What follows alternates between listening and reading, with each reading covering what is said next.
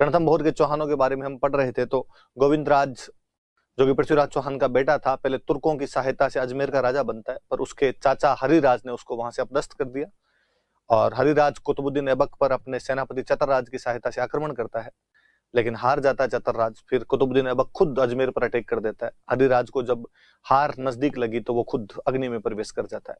गोविंदराज यहाँ से रणथंभौर चला जाता है और वहां पर एक विशुद्ध नए स्वतंत्र चौहान राज्य की 1194 के अंदर वो स्थापना कर देता है।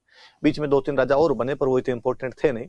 हम डायरेक्ट हमीर पर आएंगे। 1282 के अंदर हमीर उसके पिता जैतर सिंह द्वारा अपने जीवन काल के अंदर ही उसे राजा बना दिया गया था। वाकई वो योग्य था और उसने राजा बनने के बाद में अपनी दिग्विजय नीति अपनाई और दिग्विजय नीति के तहत उसने चित्तौड़ के समर सिंह को, आबू के प्रताप सिंह को, भीमरस के अर्जुन को, मालवा के भोज को हरा दिया था।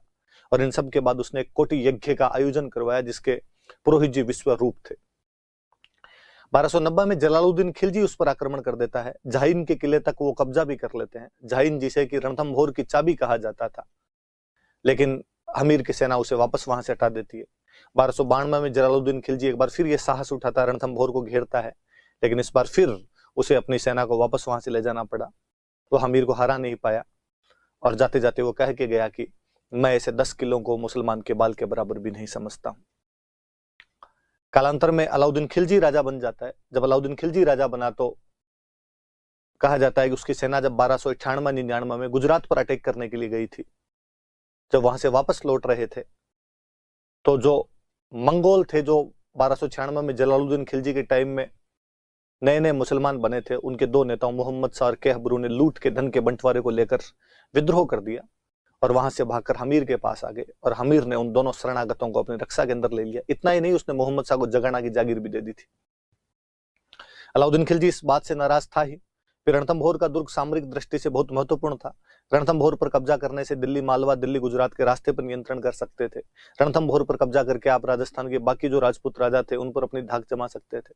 अलाउद्दीन खिलजी जो कि एक इंपीरियलिस्टिक एम्बिशियस रूलर था, उसके लिए ये बहुत गलत मैसेज जा रहा था कि उसके नाक के ठीक नीचे कोई राजा उसके विद्रोहियों की हेल्प कर दे। फिर उसके चाचा जलालुद्दीन खिलजी 2 बार हार के चले गए थे, उसे वो बदला भी लेना था। अलाउद्दीन रणथंभौर पर एक बड़ी सी सेना भेजता है। उलूग खान, नुसरत खान और अलप खान नाम के अपने 3 सेनापति भेजे गए। उधर से धर्म सिंह और भीम सिंह आए। हालांकि भीम सिंह लड़ता हुआ मारा जाता उसमें, पर तुर्कों को यहां पर कोई सफलता प्राप्त नहीं होती है। भीम सिंह की मृत्यु का कारण हमीर धर्म सिंह को समझता, उसको हटा के भोज को मंत्री बना देता है। भोज स्थिति को संभाल नहीं पाया, इसलिए पुनः धर्म सिंह को बनाया गया। यहाँ पर 2 गड़बड़ हुई कि भोज अलाउद्दीन खिलजी के पास चला गया और धर्म सिंह ने हमीर से अपने अपमान का बदला लेने के लिए जनता पर कई नए कर लगाने प्रारंभ कर दिए थे। इस बार फिर उलूग खान और नुसरत खान के नेतृत्व में एक बड़ी सेना आई, लेकिन हमीर के सैनिकों ने नुसरत खान को मार दिया। ये समाचार जब सुल्तान के पास पहुंचा तो सुल्तान खुद एक बड़ी सेना लेकर रणथंभौर को घेर लेता है। सुल्तान को जब लगा कि पार नहीं पड़ेगी तो उसने हमीर के पास संधि प्रस्ताव भेजा। हमीर ने रतिपाल को संधि करने के लिए भेजा और अलाउद्दीन खिलजी रतिपाल को अपनी तरफ मिला लेता है। रतिपाल और उसका एक और साथी रणमल किले की जो खाद्य सामग्री थी उसको दूषित कर देते हैं।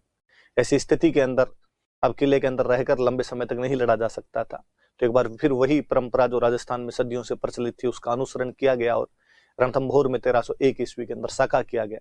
हमीर की रानी रंग देवी के नेतृत्व में जोहर किया जाता है और हमीर के नेतृत्व में केसरिया किया गया। 11 जुलाई 1301 ईस्वी को अलाउद्दीन खिलजी रणथंभौर पर कब्जा कर लेता है। अमीर खुसरो अपनी पुस्तक खजाइन उल फुतूह के अंदर लिखता है कि आज कुफ्र का गढ़ इस्लाम का सदन बन गया था। वो रतिपाल और रणमल दोनों को मरवा देता है। मोहम्मद शाह जो कि हमीर का शरणागत था, अलाउद्दीन का विद्रोही था, उसे जिंदा पकड़ लिया गया था। उसकी इच्छाएं पूछी गई तो उसने कहा कि मैं अलाउद्दीन खिलजी को मारना चाहता हूं और हमीर के किसी वंशज को राजा बनाना चाहता हूं। अलाउद्दीन खिलजी उसके बाद मोहम्मद शाह को भी मरवा देता है। इस जोहर के अंदर मोहम्मद शाह की जो महिलाएं थी वो भी राजपूत महिलाओं के साथ जोहर के अंदर शामिल हुई थी। इस जोहर से पहले हमीर की बेटी देवल दे पद्म तालाब में कूदकर सुसाइड कर लेती, इसलिए कई इतिहासकार इसे जल जोहर के नाम से लिखना शुरू हो जाते हैं। खजाइन उल फुतूह के अंदर इस जोहर का अच्छा सा वर्णन किया गया। इससे पहले जलालुद्दीन खिलजी के हमलों के बारे में अमीर खुसरो अपनी एक अन्य पुस्तक मिफ्ता उल फुतूह के अंदर जानकारी दे चुका था। हमीर न केवल एक योद्धा था बल्कि वह विद्वानों का इज्जत करने वाला व्यक्ति था। विजयादित्य या विजयादित्य नामक विद्वान उसके दरबार में रहते थे। राघव देव उसके गुरु थे। उसने खुद ने श्रृंगार हार नामक बहुत शानदार सी एक पुस्तक लिखी थी। उसने अपने पिता जैतर सिंह के 32 साल शासन की याद में एक 32 खंभों की छतरी का निर्माण करवाया था। हमीर के बारे में कहा जाता है कि उसने अपनी जिंदगी में 17 युद्ध लड़े थे, जिनमें से 16 युद्धों में विजेत रहा था। कोई डायरेक्ट क्वेश्चन पूछेगा 17 में से 16 युद्धों का विजेता कौन था, तो हमीर उसका विजेता था। फिर भी हमीर पर 2 लांछन लगाए जाते हैं कि उसने अपनी जिद के लिए लड़ाई की और उसने जनता पर कर बढ़ा दिए थे। पर हमें यह कहना पड़ेगा कि ये आरोप गलत हैं, क्योंकि कर उस समय बढ़ाए गए थे जब युद्ध चल रहा था तथा युद्ध के लिए अधिक धन की आवश्यकता होती है। इससे पहले हमीर द्वारा कभी ऐसा नहीं किया गया, और ऐसा राजस्थानी भारत विश्व तमाम राजाओं द्वारा किया जाता था।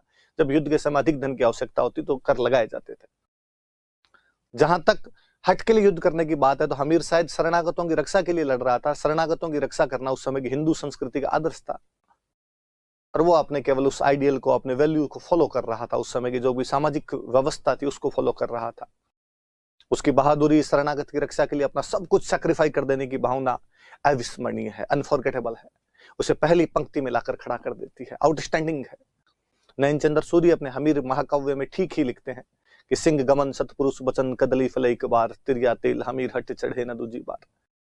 मुझे लगता है राजस्थान के कवियों द्वारा सर्वाधिक यदि किसी के बारे में लिखा गया है तो वो हमीर है। जब नयनचंद्र सूर्य उसके बारे में हमीर महाकाव्य लिखते हैं, जब भांडव व्यास उसके बारे में हमीरायण लिखते हैं, जब अमृत कैलाश उसके बारे में हमीर बंधन लिखते हैं, जोधराज और सारंगधर उसके बारे में हमीर रासो लिखते हैं, और बूंदी के राजा सुरजन के दरबारी चंद्रशेखर उसके बारे में हमीर हट लिखते हैं।